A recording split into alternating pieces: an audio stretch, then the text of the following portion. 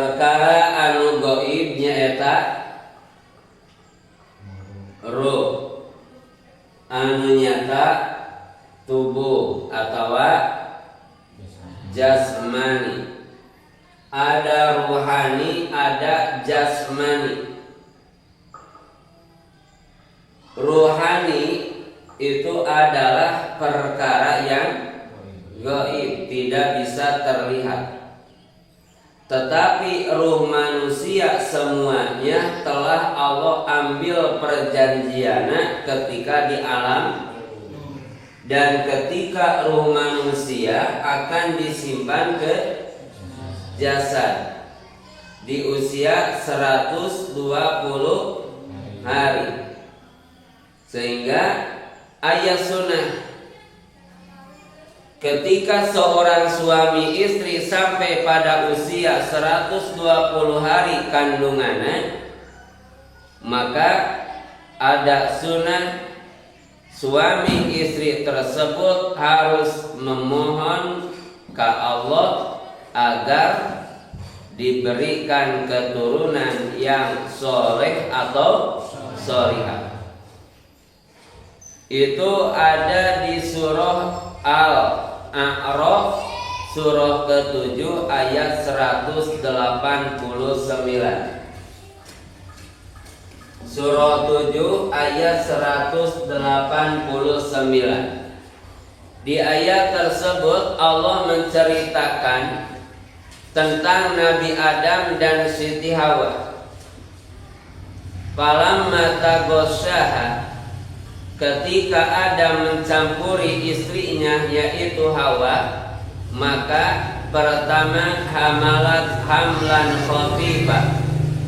Hawa hamil, disebut hamilnya hamil ringan. Yang kedua, falamma asqalat, ketika Hawa merasa hamilnya terasa berat. Jadi dalam Al-Quran ada hamil ringan, ada hamil berat, atau hamil muda dan hamil tua. Disebut hamil muda 4 bulan ke bawah, yang disebut hamil tua 4 bulan ke atas. Hamil ringan 4 bulan ke bawah, hamil berat 4 bulan ke atas. Kenapa seperti itu? Karena ketika usia 4 bulan atau 120 hari, maka Allah menyimpan ruh dina tubuh. Allah simpan ruh dina jasad orang. Maka sunnah yang ada di waktu itu adalah apa? Falamma asqalas, ketika Siti Hawa merasa hamilnya terasa berat dikarenakan ada getaran di rahim, maka da'awallaha, keduanya meminta berdoa kepada Allah, la in ataitana sholiha lanakunanna minasyakirin. Seandainya ya Allah Engkau berikan keturunan bagi kami, keturunan yang soleh dan solihah, maka aku akan menjadi hamba-Mu yang bersyukur. Nah, berarti orang yang hari ini ada di dunia, di waktu kita berada di rahim seorang ibu, maka emak orang, indung orang, ibu orang pasti meminta kepada Allah, menginginkan anaknya menjadi anak yang soleh atau solihah. Maka kita harus belajar untuk menata kesolehan pada diri kita dari mulai sejak dini. Jangan sampai kecewakan kedua orang tua kita. Karena kita bisa besar sampai hari ini semua merupakan satu rob pendidikan, cara ngurus kalau orang ka orang. Mua mungkin orang lebihkan ke badak 3 kieu lamun teu dipikannya usaha kokol. Sehingga dina doa birrul walidain, Rabbi gfirli wali walidayya warhamhuma kama rabbayani shaghira. Rabbi gfirli, ya Allah ampuni kesalahanku, ampuni dosa-dosaku, wali walidayya, dan kedua orang tua.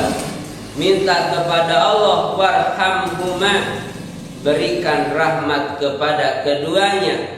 Rahmat itu adalah kasih sayang, kama rabbayani shaghira, sebagaimana kedua orang tua memberikan rasa kasih sayangnya kepada kita di waktu kecil.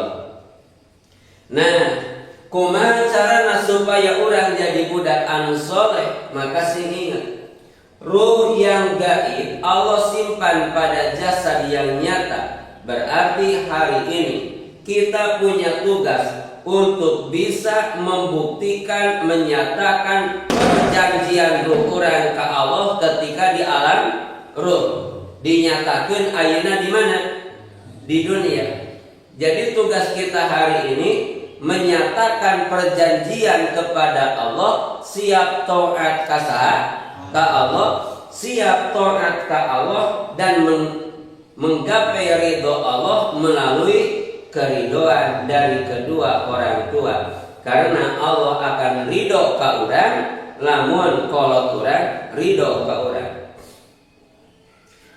Berarti cara urang ngajadikeun diri urang jadi budak anu soleh, minimal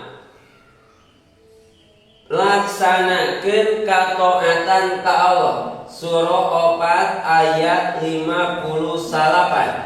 Atiullaha wa atiur rasula wa ulil amri minkum. Orang yang beriman, ari iman teh naon? Orang yang meyakini akan perjanjian ketika di alam. Sabab dina Al-Baqarah ayat kedua, di antara ciri orang takwa itu adalah yu'minuna bil ghaib, iman yakin akan sesuatu yang telah terjadi di alam gaib. Walaupun kita tidak ingat akan perjanjian ruh kita kepada Allah di alam ruh, tetapi kita harus yakin bahwa itu pernah terjadi. Kenapa kita harus yakin? Karena kita bisa paham tentang perjanjian tersebut melalui ayat Allah yang kemarin 33 ayat 72. Kalamullah menyatakan, Al-Ahzab ayat 72, Al-A'raf ayat 172, bahwa seluruh ruh manusia punya janji kepada Allah.